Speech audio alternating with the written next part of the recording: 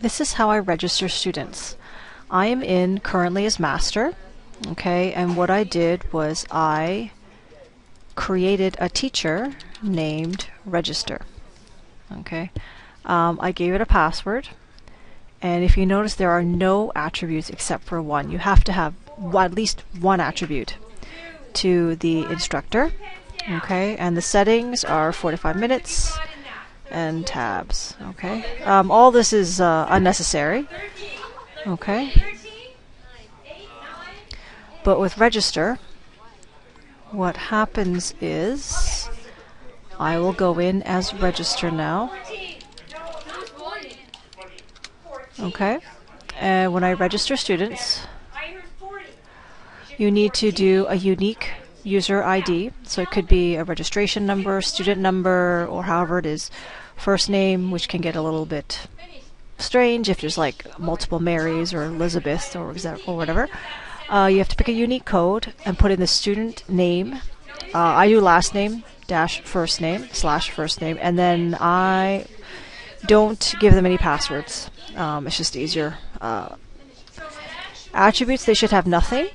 And settings, just make sure you pick out what time they would be booted off of Can 8 if they're not doing anything in it. So we've had students open Can 8 at home, leave it on at home, and when they come to school they can no longer access Can 8 because they are already on it at home. So putting in inactivity timeout gives them the ability to hopefully access Can 8 when they're at school, even though they've left it on at home.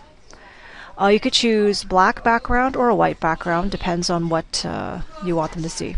Okay, so once you put this, you will be adding them to a class.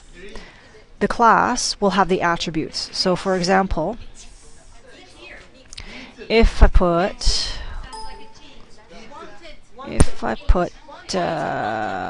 for example listening 300, and we'll do test student, test student, test student, and I'll erase the password and press OK. Alright, so let's just do this, exit, go back in, so test student, no password. What they'll see is listening 3.